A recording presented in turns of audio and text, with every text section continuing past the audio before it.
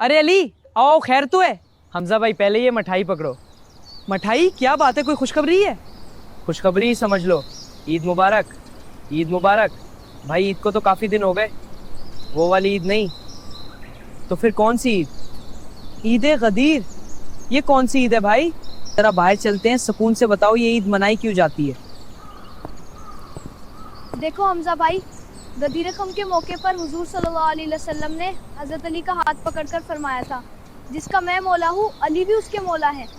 हमारे यहाँ उसे हज़रत अली जद्दान पर सोवरेन की विलायत और खिलाफत के ऐलान के तौर पर समझा जाता है। इसी खुशी में ईद गदीर मनाई जाती है।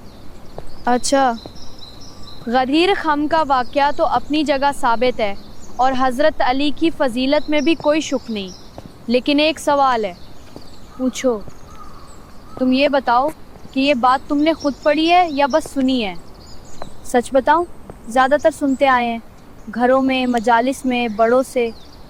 बस यही तो बात है, हमें हर बात सुनकर नहीं, तहकीक करके माननी चाहिए। लेकिन हमजा भाई, ये तो मोहब्बत अहले बैत का इज़हार है। हज़रत अली से मोहब्बत करना कोई गलत बात तो नहीं। हज़रत अली से मोहब्बत हमारे ईमान का हिस्सा है। लेकिन सवाल ये कि क्या किसी दिन को ईद मनाना भी दिन का हिस्सा है या नहीं?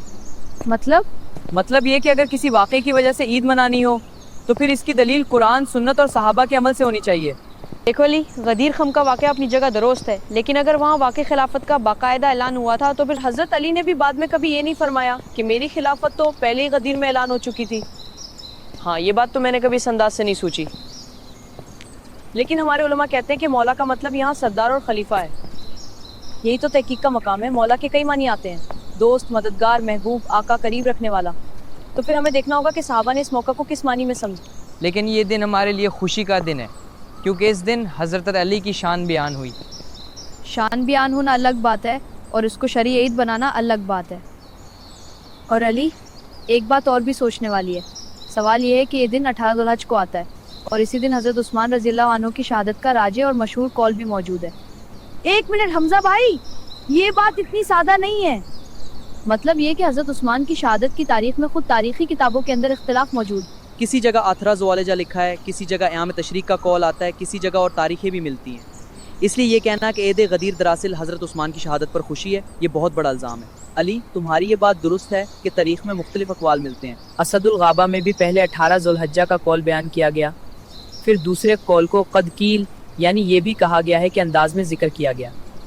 और अल-बिदाया व निहाया में इब्न कसीर ने भी लिखा कि मशहूर कौल यही है कि हज़रत उस्मान की शहादत 18 ज़ुल्हिज्जा को हुई, जबकि दूसरे अक़वाल कील के साथ आए हैं। तो तुम्हारा मतलब ये है कि तारीख में इख्तिलाफ है, लेकिन राजी कौल 18 ज़ुल्हिज्जा है? बिल्कुल, मैं ये नहीं कह रहा कि इख्तिलाफ मौजूद नहीं, बल्कि ये कह रहा हूँ कि इख्तिलाफ मौजूद होने के बावजूद राजी और मशहूर कौल 18 ज़ुल्हिज्जा ही है।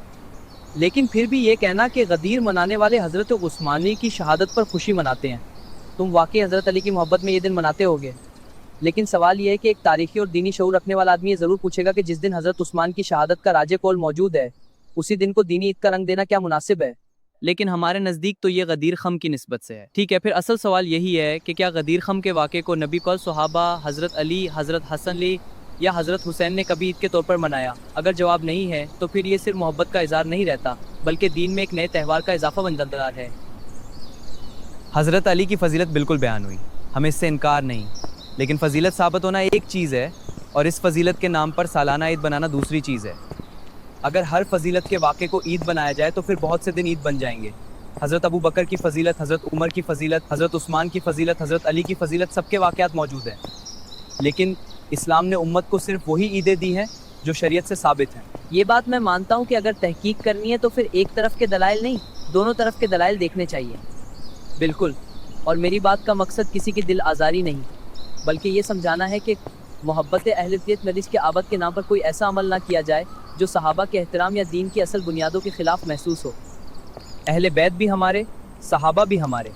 दीन किसी एक को मानकर दूसरे को कम करने का नाम नहीं, बल्कि सबका एहतराम करने का नाम है।